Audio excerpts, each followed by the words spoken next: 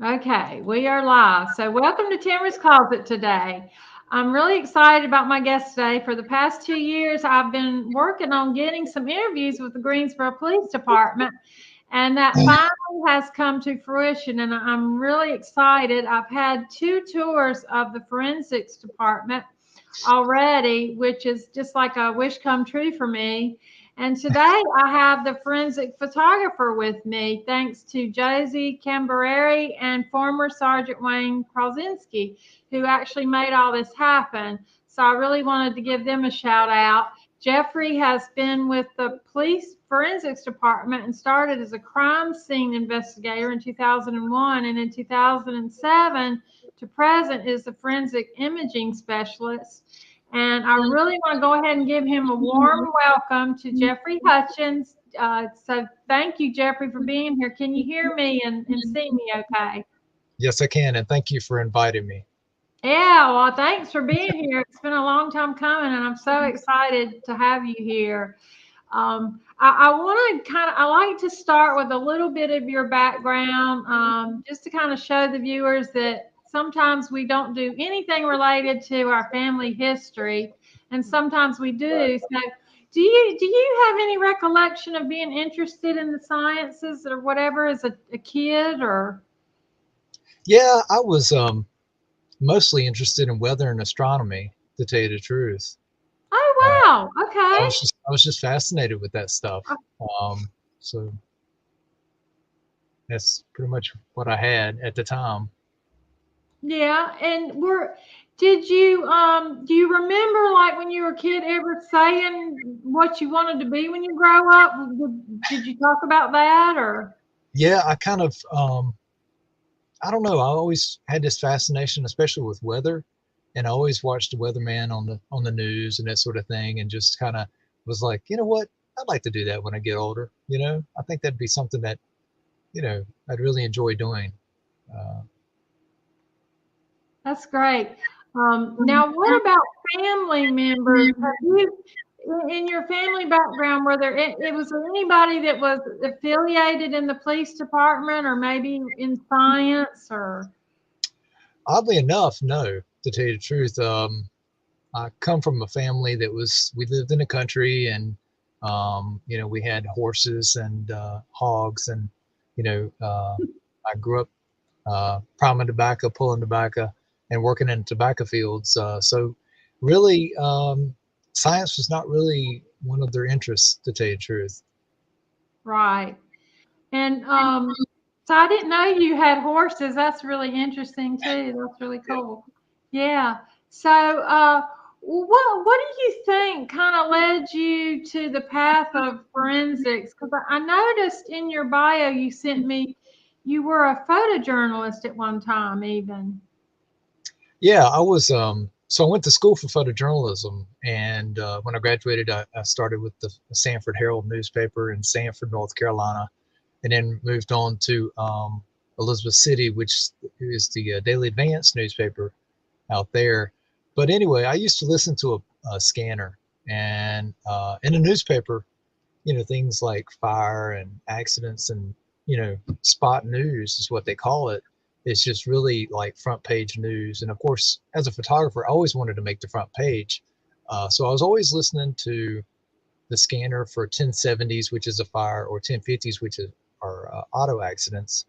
And if I heard something like that, I would try to find out where it was at and go to it.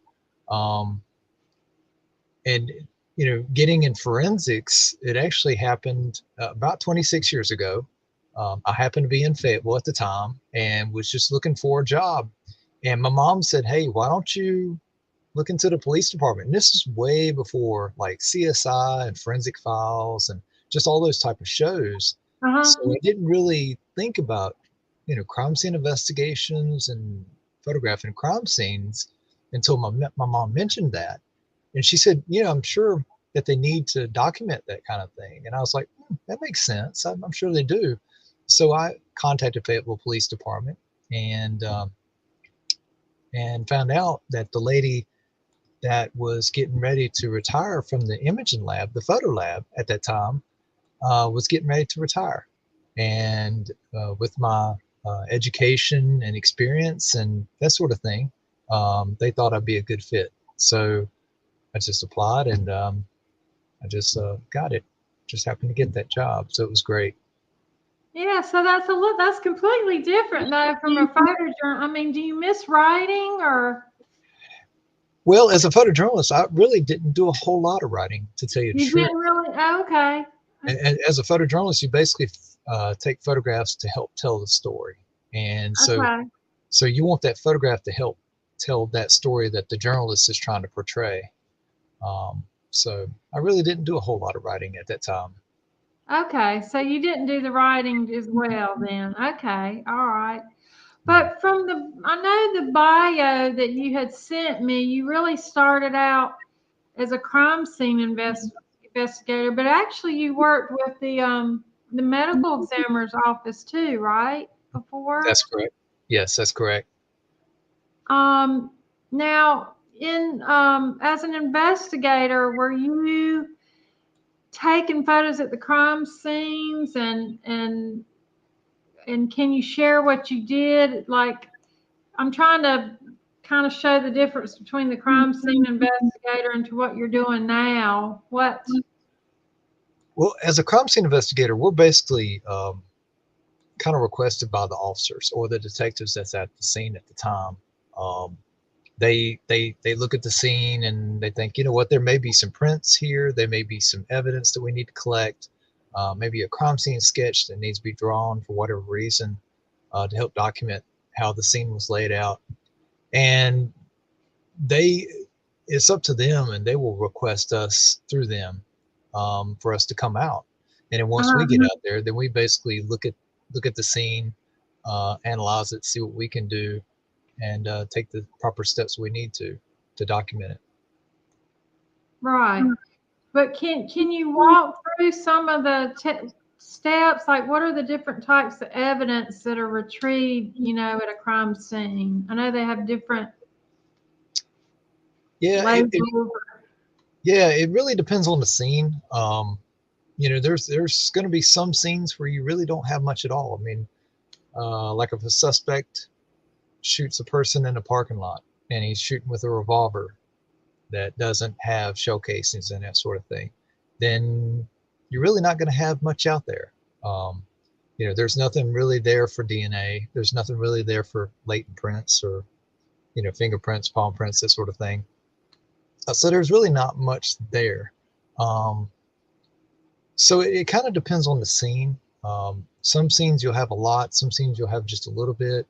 Um, you know, and so you just really don't know, but you really want to when you go into a scene, you want to think outside the box, keep your head open, your head clear, look at the scene overall and see what you've got. And then also get with the detective or the officer that requested you and find out what they have.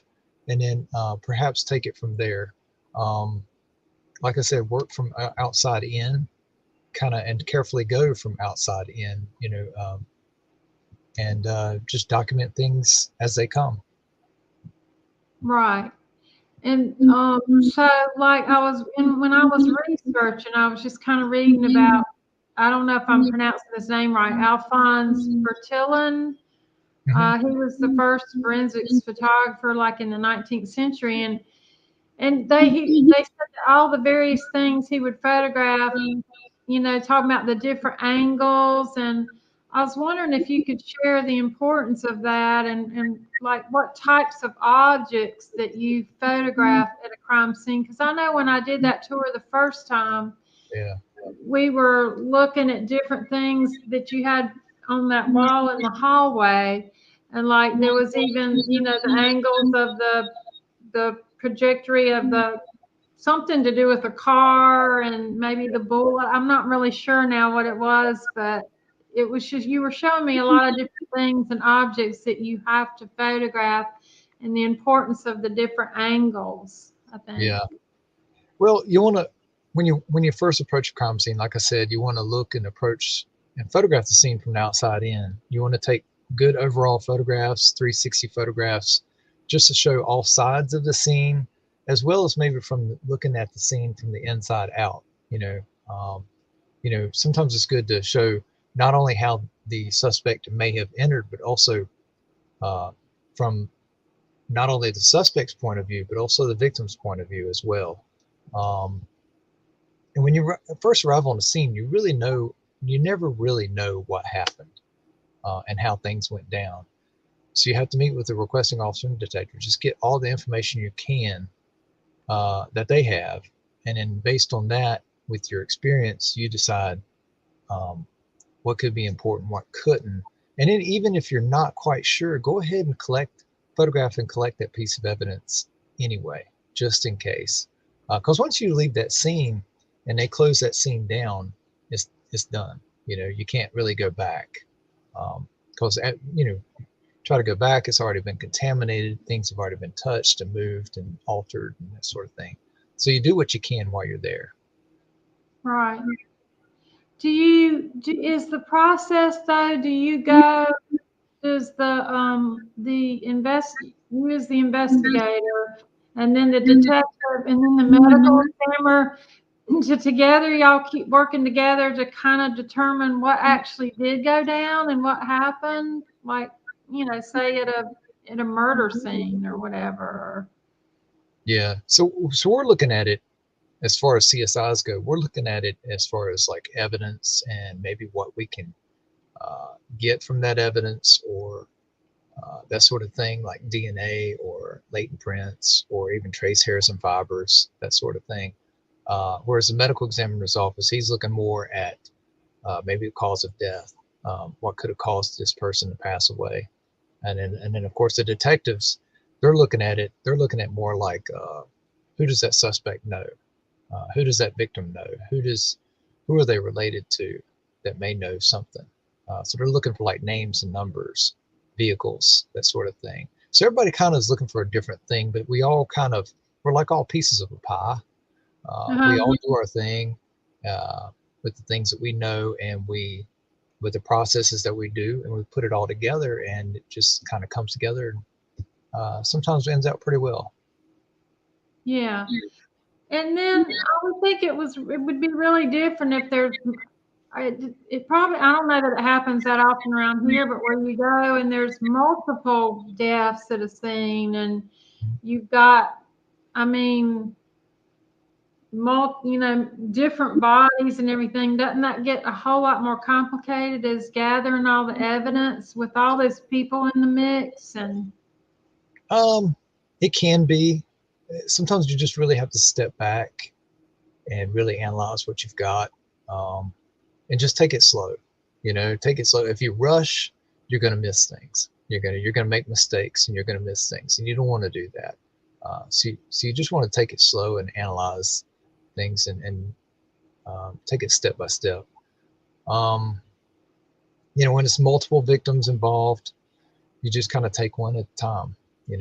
Even if these multiple victims are passed away, you just take one at a time and just make sure you do each one right. yeah, when you first started doing it, was it? I'm sure there was an element of excitement. I know that's a strange word when you go into a horrific scene, but in your business, there has to be an element of passion and excitement to even want to do that. Yeah.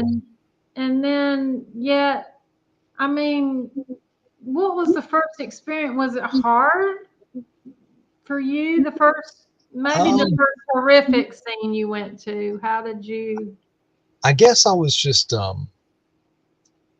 come from the country. It's quiet out there. It's quiet. Everybody knows everybody. We all help each other out. Most of us are really good people, and honest and that sort of thing. I was just surprised when I first started that I was like, I can't believe this person did this to this person, and I can't believe this person said this to this person, and even to us, they'll tell us lies sometimes, and so we have to figure out what's true and what's not, and so it's kind of a shock. And then of course seeing the sights that I saw, the things that I saw, it was like, wow, you you see it on the movies, and stuff like that, but to see it in person is just, it'll take you back. It really will. Yeah, I'm sure. I would think there'd be. I mean, how did you do? I don't, you may not remember the first experience, but how do you separate your emotions from what you're having to see and deal with? I mean, it's Um, I'm there for a job. Uh, I'm there to help that person, whether they're passed away or whether they're living. Um, but I'm there to help that person, and I hope that, and I'm a helper. I like to help people. I'm not a leader. I'm more of a helper. So I like yeah. to help people.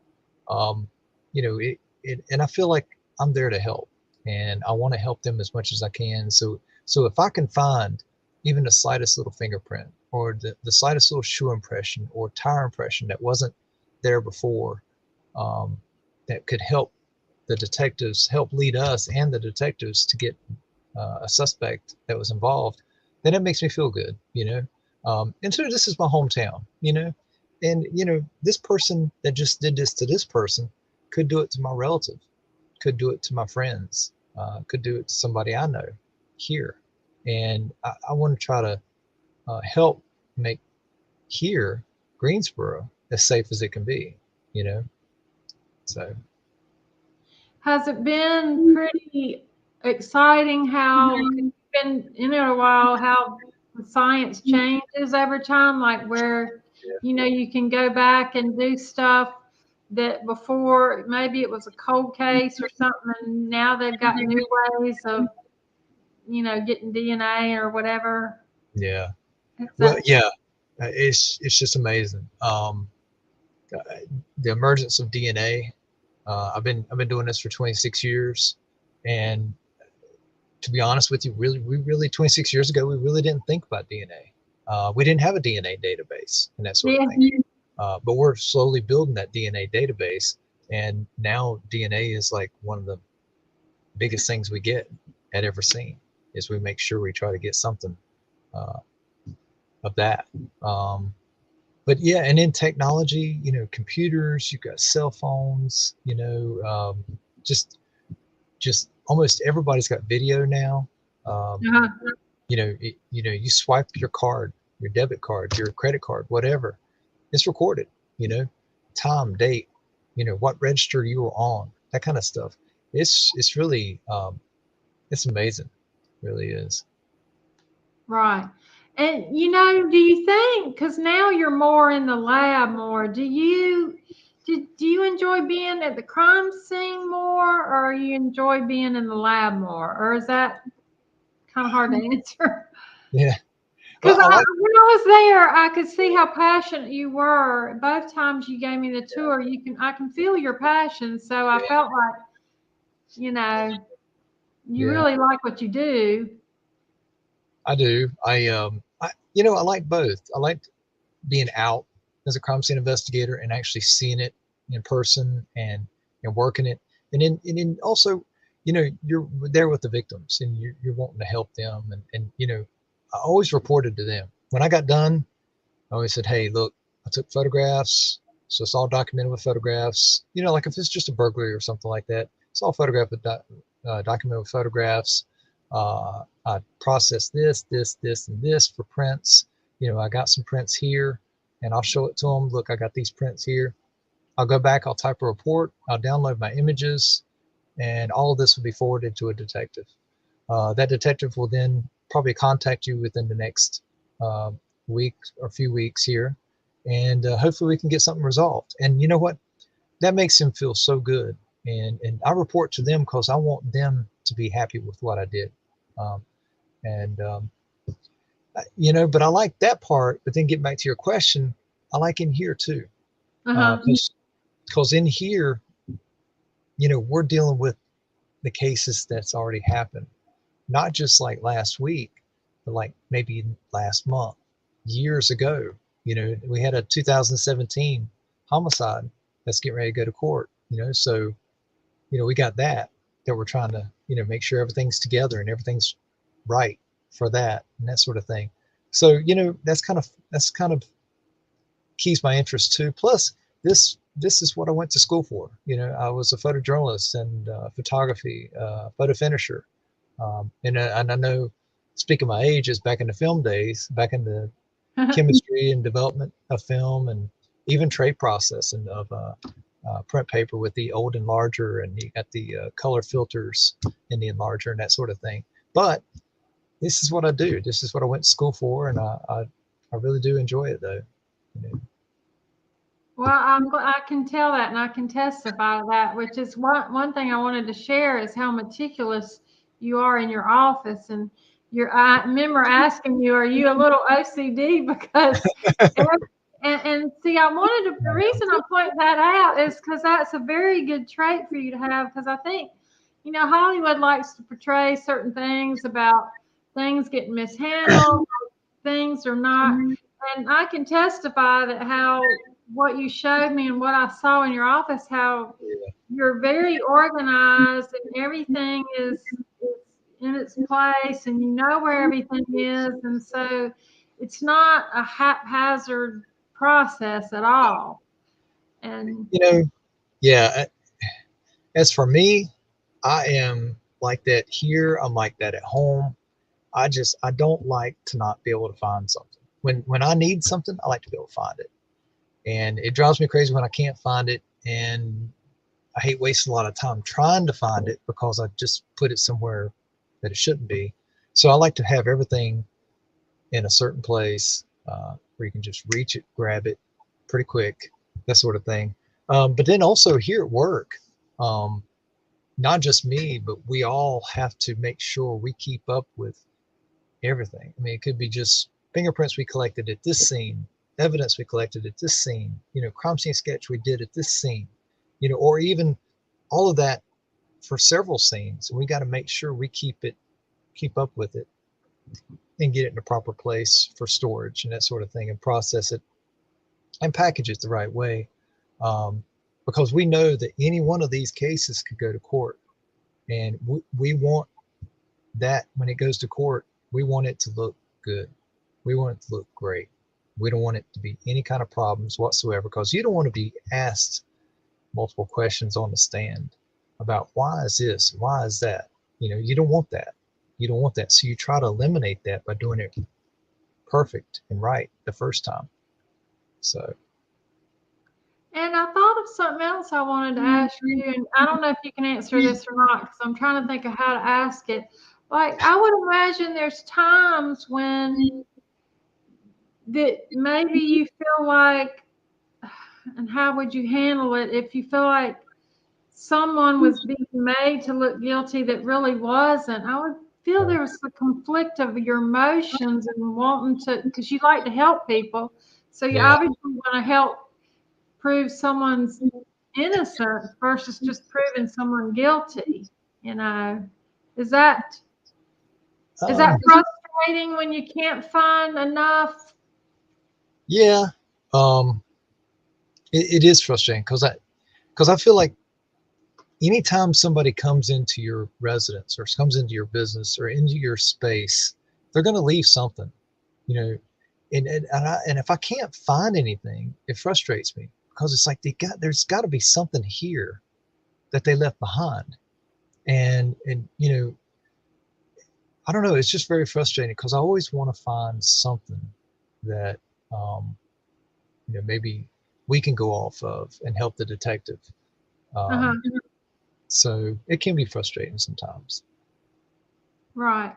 Well, I want to get to that because I was so intrigued by that storage closet you took me in, and I wish I can't find my picture, but I don't think that it would show up good on this screen. But where you have all the necessary things that are stored in there that they take to the crime scene. There was just bukus of stuff like fingerprint cards, bags, DNA swabs, tons of stuff. And I know you gave me a couple of cards here.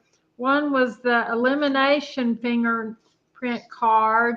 And then the other, I think this one, I don't know if you can see it, just goes with each piece of evidence, maybe. It has a case number and card number. And recovered by and all that. I was just kind of wanting you to kind of explain some of the things that are in there, and like there were two different type fingerprint cards, Yeah. and can you kind of go in? And there was also reciprocal tape, which I can't remember what that was. Well, so that last card that you picked up, it actually doesn't go with the evidence. It actually is. So when we uh, powder, do powder processing for fingerprints, Yeah. finger and palm prints, we have to lift it. And so basically we use tape, and we put the tape down on the print that we just developed through the powder process. And we lift that tape and we basically put it on the blank side of that card that you just had. And then This one. basically, yes. And basically on the other side is basically the details that we need, like the case number, where we lifted it from, Yeah. and that sort of thing. And not only for us, but it's also for the fingerprint examiner and also for court down the road too, just to keep everything together. The other one was the elimination card that you showed me. Yeah, and I don't think they can see it because of my light, but it's got several different spaces Yeah. here.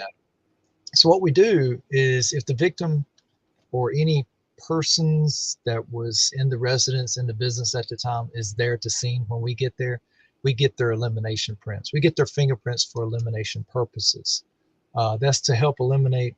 So if the fingerprint examiner looks at the prints that are lifted on that other card, and they don't, then they can look at the elimination prints from the victim or for those other persons that were there, and say, oh, this belongs to the victim, or oh, this belongs to, that friend or whoever was there at the time.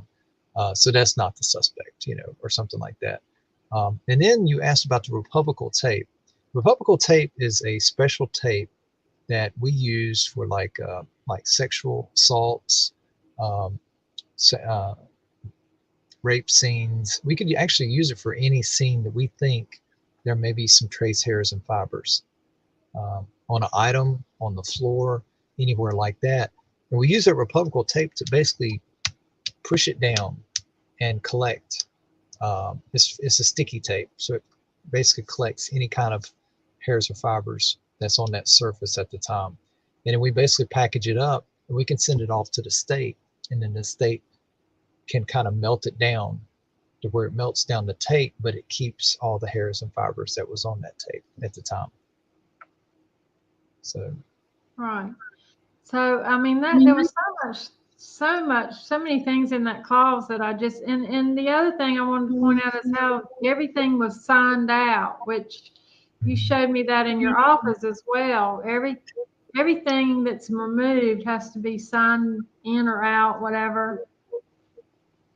And so I mean it was really exciting. So like when you go to, do you find it more emotional when you go to a rape scene than versus a murder scene, or is it still just um because one you've got a live victim, one you don't?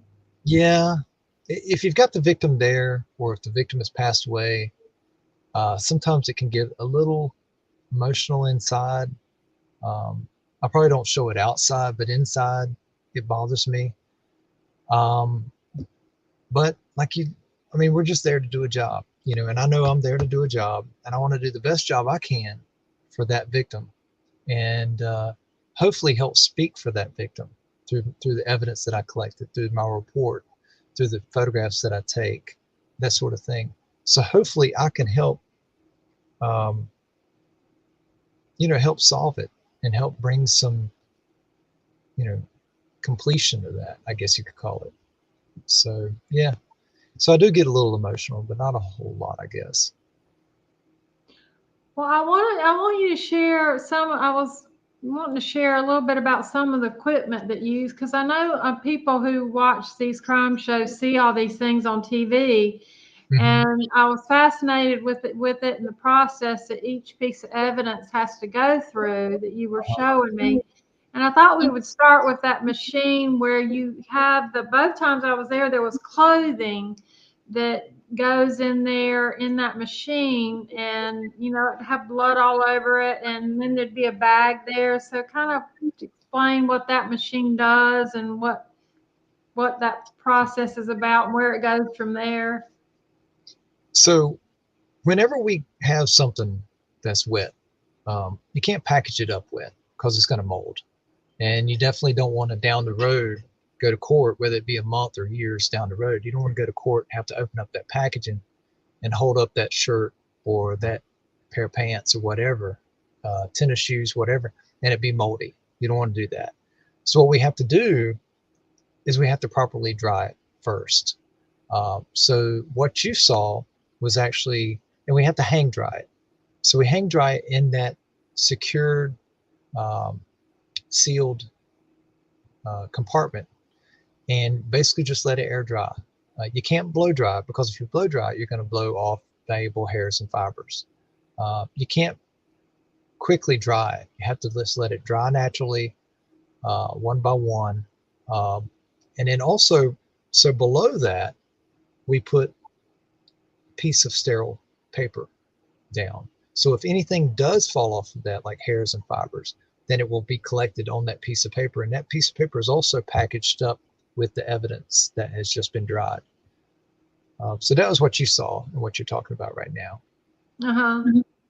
And then that goes to all that after it's done goes to the evidence room, Yep. which is, you said, just thousands of boxes back there. And it's amazing. It's huge.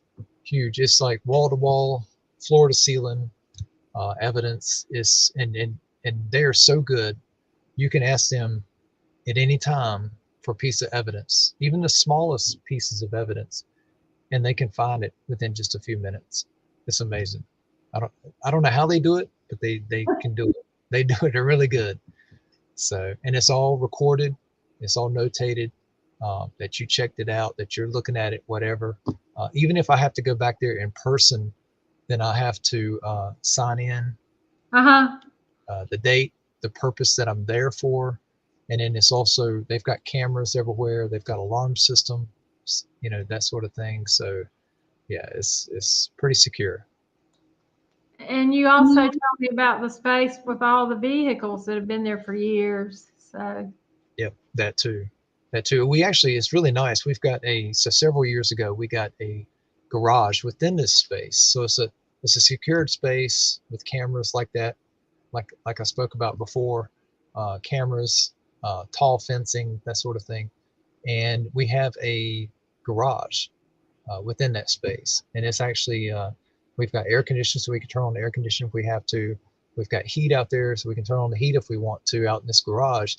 And we can basically process vehicles out there, vehicles that's been collected in a scene of some sort. It could be anything from a homicide to a sexual assault to a child abuse, anything like that. So it's pretty nice. And we keep those vehicles for as long as we need to. So. And you said it could be years and years, Yeah, it could be. And I think it has to go through the district attorney's office in a court order to release them back to maybe the family, or maybe even have them destroyed, whatever. It just depends on the situation and what they need. So. Well, then the next machine that I really loved, of course, was the one that you had, that both times I've been there were pistols in them. And I kind of wanted you to walk through that process and what the machine does and how it helps get the fingerprints from the weapon and Right. that kind of. Okay, so if we can't process it with powder for fingerprints, then what we do is we use a process called a cyanacrylate process. And cyanacrylate is basically super glue. And what happens is we put the super glue or the cyanacrylate on a heating element. And it just takes a few drops. And you put that heating element in an enclosed container like what you saw. And basically it's basically heats up that cyanacrylate or that super glue, and it fumes. And when it fumes, it adheres to the oils and moisture that you left behind from your finger or your palm prints, because we always excrete. We're made of 80% water, so we excrete oils and moisture all the time. And so anytime you touch something, you leave that behind. And so that's what happens, is that cyanacrylate or super glue basically adheres to that so that we can see the prints. That's really cool. And then, I mean, I just thought that was really, I was thinking there was two machines that you had pistols in if they went to a second machine, but I may have. And actually, to elaborate, finish what I was thinking, not only with the cyanacrylate or the super glue, but also to be able to see it even further, we put a fluorescent dye on it. We have RAM and MBD, and we can put that on the fluorescent dye. And with the alternate light source and goggles, different colored goggles, you can actually see the, if there are prints there, they will fluoresce, so we can see them better and easier. Yeah, and you were telling me too that sometimes criminals will try to get rid of the serial number on a gun, and I forgot how you retrieve that can even be retrieved. We've got a couple processes, a chemical process, and then we have another process that doesn't involve chemicals, to where we can actually bring that serial number back to the surface. But you have to photograph it. There's several letters within a serial number. So once you see a couple numbers or letters pop up, come to the surface, you need to go ahead and photograph it. Because as you go and you keep using that process, those that you just saw may start to disappear while others start to appear. So some are coming to the surface while some are starting to go away. So you have to photograph it step by step to ensure that you don't lose the entire number or letters. So I think that's fascinating. I don't even know why criminals keep trying to do stuff with some of the things they do. It's like eventually they're going to get caught. But and then the other, you kind of mentioned it a little, but the ALS light source, was that the main thing it's used for? So yeah, pretty much. So ALS stands for alternate light source. This unit produces nanometers of light ranging from ultraviolet to infrared. That, along with the goggles, the colored goggles, helps us see any kind of fluorescence from prints or bodily fluids or anything like that that could fluoresce. It will fluoresce under that light source. And of course, once we see it, then we have to photograph it, because you can't see it with normal light, but you can with this alternate light source. Yeah, I remember seeing that the first go round. And I wanted you to kind of mention, when Hollywood portrays, likes to portray that everything's solved in an episode, of course. And can you share what things in crime solving go quickly, or with evidence, with the part of crime solving that you deal with the forensics? And then there's times, I know you mentioned that you have to send some off to another department, and I don't know if that was the state forensics or what that was. Is that? Well, so, Hollywood, everything happens in an hour, right? I know. Not. That doesn't happen. But anyway, so some things take a while. Some things take some time. And like I said before, it's good to take time. You don't want to rush, because you're going to make mistakes. You're gonna miss things. The longer you're there and take your time, the more you're going to see things. And of course, the more eyes you have to help you, somebody may see something that you didn't. And that's a good thing. We want to see as much as we can. So we don't want to rush to a crime scene at all. The reports can be one of the longest processes. Just typing up a good, thorough report. We type up a very good, detailed report, and we want to it looks good in court too. If our report looks good, then it helps us look good. Well educated. I mean, we're all college graduates here. We want to sound like college graduates. We want Right. to look the part. We want to look good. And Exactly. yeah, exactly. So the reports can take the longest, and we have a good check with that. When we submit a report, it's got to go into a system, but it's not there until a supervisor reads it. And the officer or the supervisor, when they read it, they can either say, no, it's not good enough and deny it, or yes, it is good enough and approve it. So that helps us because it makes us look better too. Because sometimes you'll forget some things. Maybe you'll have a spell check, or you'll, spelling mishap. Your punctuation is not good. So that's always a good thing that we have that. Um, so the report can take some time. I know we collect DNA, we collect sexual assault kits, we collect suspect kits, we collect blood kits from let's say you're involved in an accident. We think that you're intoxicated, but because of that accident, you're in a hospital. Then we have to go to the hospital and have a phlebotomist draw that blood, and we have to package that up in a kit to be sent off to the state. So that blood kit, the suspect kits, if we have one, sexual assault kits, any DNA that we've collected on swabs, they have to be sent to the state and analyzed because we can't analyze it here. We don't have those type of people here. And that can take some time too to get the results back for that. And most of the time the results go to the detective. So some things are quick, some things not so fast. Definitely imaging has gotten faster with digital. Back in the day, you just basically shot everything on film, and just dropped the film in a box for whoever's running the photo lab at the time to develop, and that sort of thing. So it took more time then it does now. Of course, with digital, it's a lot faster. So Yeah, I know. I'm sure. I know that's changed everything. But what about, can you explain kind of quickly the chain of evidence so that people understand how that works? Or yeah, the chain of evidence helps track through name and date everyone who has opened or possessed a piece of evidence. Um, if I open, if you were the CSI and you collected this piece of evidence and packaged it up in a small box, or maybe even a paper bag or plastic bag or something like that, and it's sealed with your name or your initials and the date that you sealed it, then that's the original seal, right? You can right, never open it back up at that place. That place is permanently sealed forever. So if I have to look at it, examine it, process it for prints or DNA or trace areas of fibers, I have to open it from a different area, from a different space.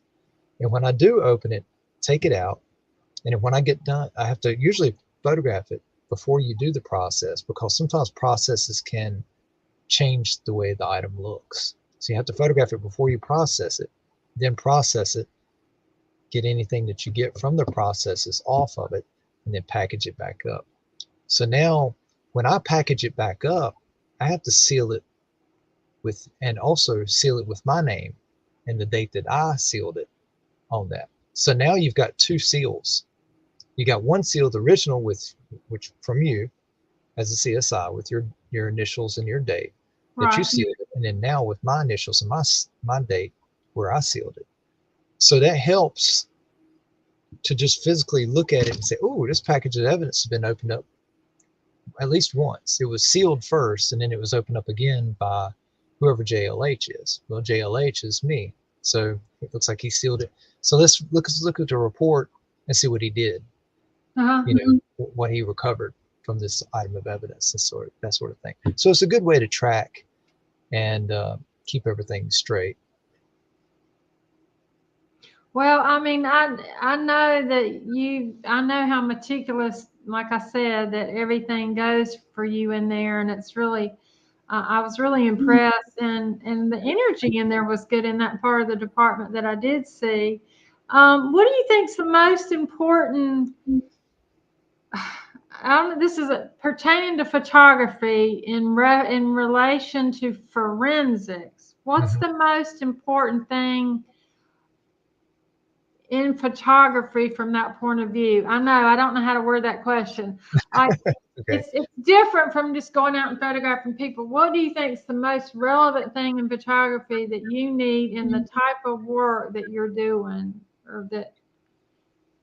The one thing, like in a crime scene, of course, I talked about before, 360 photographs.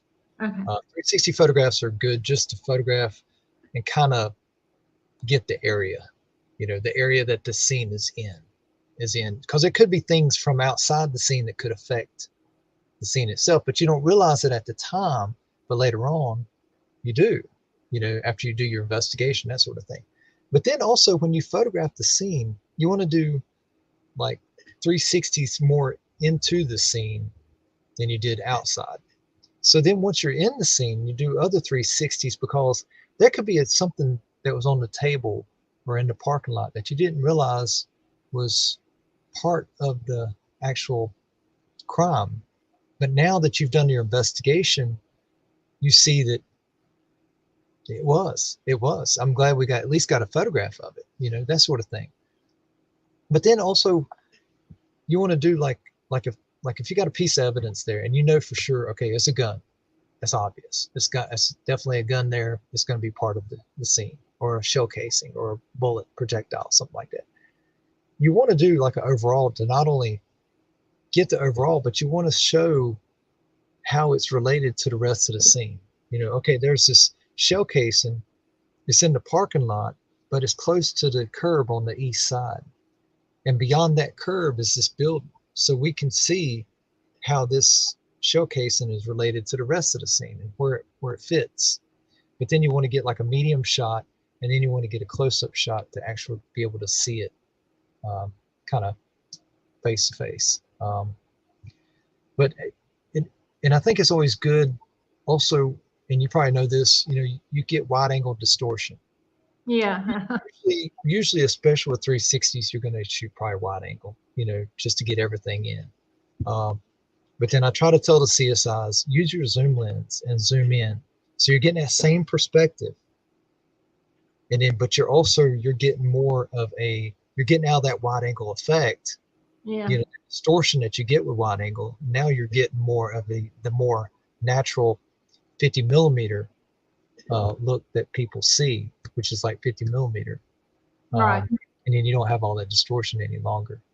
But then once you get in to that piece of evidence, also take one from the side, maybe one from the other side, one from this side, just to kind of really show what it is. And of course, if it's a piece of evidence, we're going to collect it, and we're probably going to take it back here. And before we process it, we're going to photograph it back in the lab again. And we do a lot of things redundantly over and over, but it's a good thing. It's a good thing to document not once but twice. Sometimes we document 3 times, but that's a good thing, just in case, right? Yeah. So, because we don't want to miss anything, we don't want to forget anything, misplace anything, nothing like that. So we do a lot of documentation over and over. Right. Well, I just think it's all fascinating. And I'm looking at your picture, and I wanted you to show that real quick. That, one of the pictures that turned into artwork, I think it was of the bullet, or Oh, the one right behind me? Yeah, and then there was another one.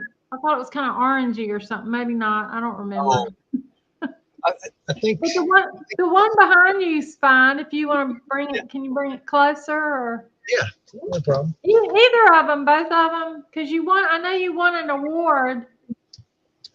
Yeah, I didn't win one for this. This is basically, I hope you can see this. Yes.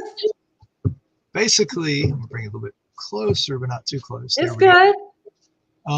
Basically, this was a fingerprint that was processed, not by me. One of the other CSIs processed this, and it was basically on the trash bag. It's a black trash bag. That's right. The hardest part about this is you got reflectance. Black trash bags are glossy, highly reflective. So when you're using the alternate light source, you have to hold it at oblique angle so you don't get all that reflectance. I've got a little bit going on there and there, and you can see some washed out areas there and there. but for the most part, you get the entire print, and it's pretty good. And I don't know how well you can see this, but if you look really carefully, you can actually even see pore detail. That's like a third level ridge detail. So you got the ridge detail here with your bifurcations, your end and ridges, that sort of thing. But then you also have pore detail. Nobody's prints are the same, whether it be loop swirls or arches. But then also you have differences within that. Plus you have the end and ridges, the bifurcations, all that sort of thing is going to be in different places as well. And then also pores, they're not going to be in the same place either. So everybody's prints are so different, and it's just amazing how that is. It blows my mind, all the people we have in this world, and so far we have never found anybody with the same prints. It's crazy. That's amazing. And when you say pore detail, you're saying P-O-R-E detail, pore detail? Yeah. Okay. You know, you got the pores in your skin. Yeah, that kind of pore. Yeah, I just want to make sure you're bleeping out. Oh, okay. I know you women are big about your face and that sort of thing. So yeah, not so much, I guess, but anyway. And then there was did you win an award with that one, or? Not with this one. Actually, the one behind me, I got third place on that one. And I can bring it up too real quick. Okay.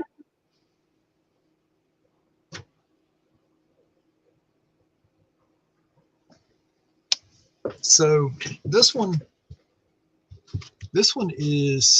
is a fingerprint. I'm trying to get it just right for the camera. This is basically a palm print. It's actually the writer's palm. You can see, I think, let me make sure this is right. Over here, this is the writer's palm, which is actually this side of the inside of your palm. And then this goes up to the interdigital region, which is towards the finger part. And then this goes around to the thumb. But this is basically a fingerprint that was processed, not by me again, by one of the CSIs years ago. It was a drug case, and the drugs have been wrapped up in aluminum foil, which is what this is. This is aluminum foil. And through the alternate light source and the fluorescent dyes and the cyanacrylate fumin, the superglue fumin, was able to come up with this. But they had a hard time photographing it. So that's when they called me. And they had a hard time photographing it because, you know, like the trash bag, the aluminum foil is really reflective. It's a glossy surface. So it's really hard to photograph and not get a lot of washed out areas. I do have, I don't know if you can see this, a little bit of washed out area right there. Right. You got a washed out area down here. But for the most part, you've got the full print, and it was good enough to make an identification off of, which is, of course, good. But I got third place on this one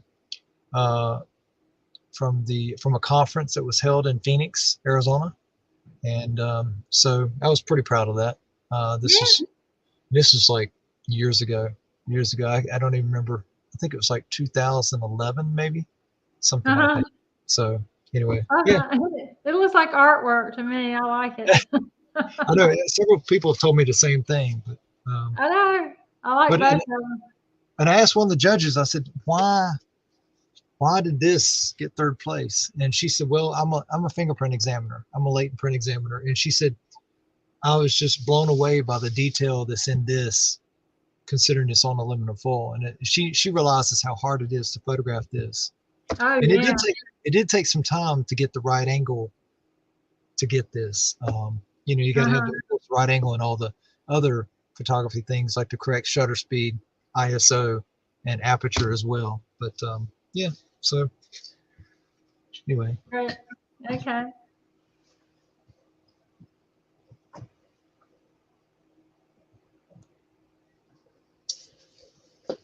Do you have time for a couple more questions? Because I want to know one thing that was I wanted to ask. I remember the first time I did the tour with you, you showed me a photo of someone who had been run over by a train, and it was pretty horrific. And you know, I remember thinking, well, this doesn't even bother me. But then I thought, well, but it's just a photograph. I mean, Right. And I was thinking, I asked you how was this, like, how do people, or how did you learn to handle something like this? And then we started talking about one of the reasons why some people don't stick with it, because I wanted you to kind of go over how have you learned to handle something so like that, that's just so horrific. I mean, I don't even want to go into details about the photo. Yeah, it's I I don't know how to explain it. Like I said before, I'm there for a job, and I got to do it, um, whether I like it or not. I mean, whether it's gross or a bed of roses, I got to do it. So I guess I just go in with that mindset, and it is gross and hard to see and hard to deal with, and we even have to, sometimes you have to touch them. You have to get their hands, the fingerprints, their palm prints. Sometimes you have to swab for DNA. You have to, you know, you have to do all that sort of thing too. So you sometimes can't just stand back and just take photographs or do a crime scene sketch. You have to actually get in there and touch them, and you know, maybe move their clothing around a little bit so you can see maybe any entrance wounds if they were shot or something or stabbed. You have to see their entrance wounds and stuff so you can photograph them. Um, and working at the medical examiner's office, I mean, we did the entire state because I was working for the chief medical examiner for the whole state, Dr. John Butts, and he's retired now. But it was in Chapel Hill at the time, at the UNC Chapel Hill. And we got them from Anson County, Pasquotank County, McDowell County, Lee County, Buncombe County. We got them from all over the state, and we got the worst of the worst there. We got, Wow. I mean, a lot of decomposed bodies from all over the state, a lot of skeletal remains. They come with their maggots, they come with their flies, they come with, all kinds of insects, Yeah. but it was, I mean, it's something people don't get to see. I mean, people, it's rare that anybody will ever be able to see that in their entire life. And I mean, nobody would really want to anyway, but Yeah. it's fascinating that this is what the body goes through and this is what it becomes. Like I said, we're made of 80% water. I mean, so when we pass away, we just start to go, and it's just amazing. And I might have got sidetracked. I kind of got off the topic a little bit probably, but and I didn't mean to do that, but No, anyway. I was just wondering how you handled it, and is this a Yeah. big problem with new recruits or new people? Well, and sometimes once they go to the morgue a couple times and have to fingerprint a body or photograph a body or something like that, and go to a scene a few times and stuff, sometimes they don't make it. Within a couple weeks, they're just like, okay, I can't do this. I can't do this. I know one in particular. He, I think he was gone within a couple weeks, and he said he just had almost like nightmares of it, and he just couldn't sleep at night. He just couldn't sleep at night. He couldn't get the images out of his head, and so he just said he couldn't do it. So, and that was just a couple weeks. So it just depends. Sometimes it's not only that, but it's the hours, because I mean, crime happens 24/7. It never sleeps. So it's happening at night. It's happening when you sleep. It's happening on the weekends. It's happening on the holidays, Christmas, Thanksgiving, all that kind of stuff. And you got to work those sometimes. And sometimes you're going to miss your daughter's birthday, or you're going to miss your daughter's soccer game or your son's football game or something like that. You're going to miss it because you got to work. So that kind of takes a toll on people too. They're like, you know what? I want to actually have me time for me and my family. And this is just taking too much from me and my family. And then the money's okay. The benefits are good. Retirement's good. Insurance is good. But the money is just okay. And then once you get hired, you get maybe 1 to 3% raise a year. So 1 to 3% raise is just, it's so-so. you know. So Yeah. sometimes that can play a factor too with people. So it's just all kinds of things like that. But that also on the positive side, you know, I'm a positive person. On the positive side, we get to see things nobody else does, and Yeah. we're helping not only that person, but hopefully I'm thinking that I'm helping this area and I'm helping this city help keep crime and that sort of thing down, you know, and be a better place, you know. So Exactly. What are you looking for in a new recruit? Is there a couple main things that stand out, or because I know you've got to always be looking for people, or yeah. Um, well, we usually ask them, I think, in the interview. I know they did in my interview. They asked, "Hey, are you okay with the hours? Are you okay with working weekends? Are you okay with working holidays and stuff like that?" And and I was good with that. You know, that was fine. You know, we work 40 hours. We will, for the most part, we work 40 hours. Whether you get your 40 hours at night or what you get your 40 hours in a few days, you get your 40 hours a week. You know, right? um, okay, just let me know what I need to do and we'll do it. You know, that kind of thing. Um, uh, you know, and also if they can just take the grossness. If a new recruit can take the grossness, we have like a gross book here, and sometimes I show it to people to see if they can handle it. And you know, you got the gross look, so you see it, but then you got the smell. I mean, Oh yeah, you know, if a body's been there for a while, it's gonna be pretty hard to deal with, you know, as far as smell goes. But you know, just you got to be kind of an outgoing person, somebody that's not afraid to talk to people, find out, hey, you know, why do you think this person gained entry or came in here? You know, was the door locked when you left? You know, did you maybe leave it unlocked? You got to ask questions, you know. So you got to be outgoing. You got to deal with the sights, the smell, the hours, uh, you know. So it's just kind of what we're looking for. yeah. Well, over the years, how have you learned to manage the dark side of your work? Like when you go home, I don't. If like if you have a partner, if you or a spouse, I really don't know what you have, but Yeah. how do you take that or not take it home? Um, I don't know. Hmm, this is this is crazy, but I guess you get used to it, Mhm. and it's the craziest thing. I guess you just, like I said, I've been doing it 26 years, and you know, when I my first year at Fayetteville Police, I was like, whoa, holy cow, this is crazy. You know, it really kind of smacks you in the face. But I think over the time, you can almost get a little numb to it, not numb to it, but just a little bit to it, and you just kind of fight through it and just deal with it. And then two, I look on the positive side that hopefully I just helped somebody today. Hopefully I just brought some resolution to that. And I don't know. So that's kind of the way I go about doing it. Yeah.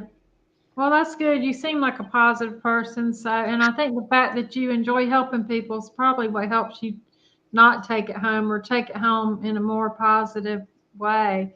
Yeah. For anybody that's watching this, either live or the replay, because it'll remain on YouTube and all the social media, Jeffrey, what Okay. would you say in case there's someone watching who has an interest in being and doing what you do, or even just being with the police department in general? Um, it's competitive. I mean, I will tell you right now, I'm fortunate to be here. I am. I'm very fortunate to be here because I look around. Everybody around me usually has either a master's degree or a bachelor's degree. You know, they're working around some smart people, intelligent people. Um, I think I'm smart at what I do, but I'm not all that. But I think I'm smart at this, you know, in Yeah, photography and that sort of thing. And I think everybody's smart at something, you know, in this world. You know, whether it be a street person or whether it be a person in an office, they're smart at what they do. Um, sure. but um, It's a lot of competition out there. I mean, there's a lot now with the whole CSI effect and forensic files and all that kind of stuff. There's almost, it seems like every college now, either whether it be a 2-year associate degree college or whether it be a university, they have some sort of um, um, CSI type school, program. Uh, and so it's real competitive. There's a lot of graduates out there just looking for a job, but there's not that many of us out there. There's not that many of these jobs out there. I think for the sizes of Greensboro, so we're roughly about 300,000 people, right? We're third largest in the state behind Charlotte and Raleigh. We have maybe, including supervisor, director, me in the photography lab, we have one in the firearms tool marks section. We have one in the latent print lab section. We have maybe a total of 30, and that's it. So Wow. there's not a lot of opportunities to do this. So yeah, it's competitive. So and what I could tell people out there is if you go to school for it and you really, really like it, you really want to do it, do some ride-alongs with us, do some internships, really see if this is what you want to do, and then just apply everywhere. Don't centralize yourself to just central North Carolina or eastern North Carolina or just the state.